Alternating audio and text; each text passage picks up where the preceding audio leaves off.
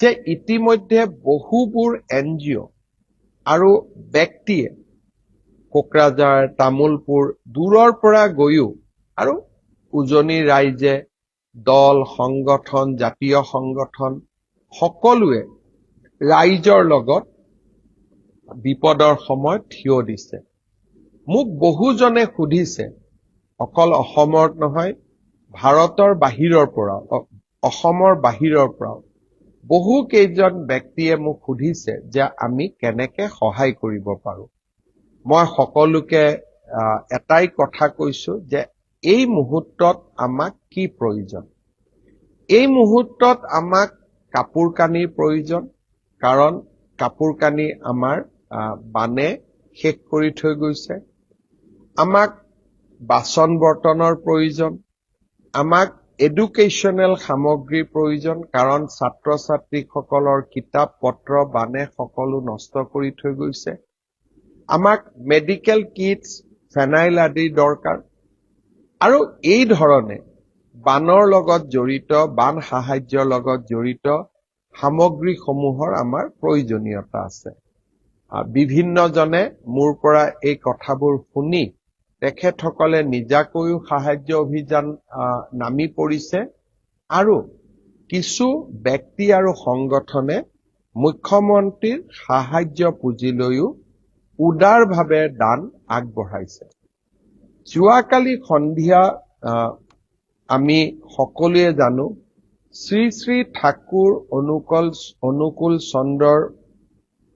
প্ৰেৰণাৰে সৎসংগ এটা আমাৰ ডাঙৰ সমাজসেৱী আধ্যাত্মিক অনুষ্ঠান এই অনুষ্ঠানৰ বৰ্তমান নেতৃত্ব দি আছে পৰম পূজ্যপাত আচাৰ্যদেৱ শ্ৰী শ্ৰী অৰ্কধুতি চক্ৰৱৰ্তী যাক আমি বাবাইদা বুলি মাতো যোৱাকালি বাবাইদাই পৰম পূজ্যপাত বাবাইদাই 2 কোটি টকা শিৱসাগৰ চৰাইদেউ যোৰহাট গোলাঘাটৰ ৰাইজৰ বাবে মোৰ হাতত তুলি দিয়ে আৰু তেখেতে মোক কৈছে যে 2 কোটি টকা ৰাইজৰ বাবে ব্যৱহাৰ কৰিব লাগে ঠিক তেনেদৰে এইকেইটা দিন মোৰ হোৱাটছআপত মই মেছেজ পাই আছো কোনোবাই 100 টকা কোনোবাই 500 টকা কোনোবাই 10,000 টকা কোনোবাই 25 লাখ 10 লাখ টকা কোনোবাই 50 লাখ টকালৈকে সহায় আগবঢ়াইছে মই সকলোকে প্ৰতিশ্ৰুতি দিছো যে যিমানখিনি নাম আমি পাম আমি ধুনীয়াকৈ বাতৰি কাকতত বিজ্ঞাপনেৰে আপোনালোকৰ দান বৰঙণি আপোনালোকৰ সহৃদয়তাক আমি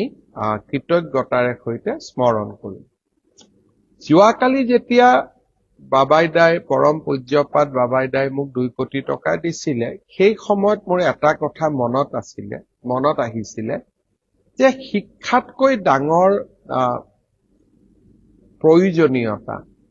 আমাৰ নতুন প্ৰজন্মৰ বাবে আন একোৱেই হ'ব নোৱাৰে শিৱসাগৰ চৰাইদেউত প্ৰায়বোৰ প্ৰাথমিক বিদ্যালয় হাইস্কুলত ভিতৰত পানী সোমাইছিলে পলস পৰি স্কুলবিলাকত এতিয়া যাব নোৱাৰা অৱস্থাত পৰিণত হৈছে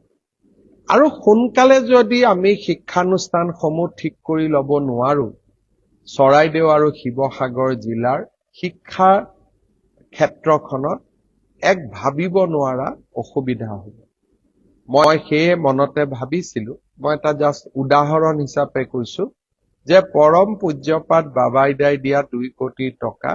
100খন প্ৰাথমিক বিদ্যালয়লৈ আমি 2 লাখকৈ টকা 2 লাখকৈ বিতৰণ কৰি দিম যাতে বিদ্যালয়বিলাক আমি ৰিপেয়াৰ কৰিব পাৰো নিৰ্মাণ কৰিব পাৰো অৱশ্যে যিটো সময়ত চৰকাৰৰ সাহায্য আহিব তাক আমি আৰু ভাল কৰি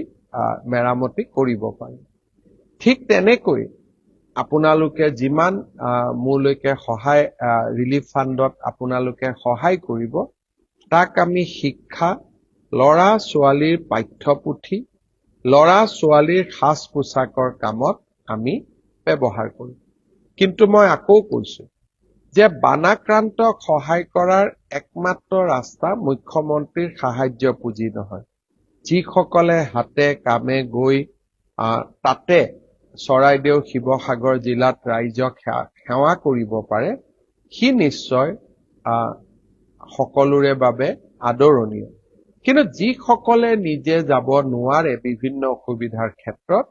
তেওঁলোকে মোক যেনেকৈ দায়িত্ব দিয়ে, মই তেওঁলোকৰ হৈ দায়িত্ব পালন কৰিম।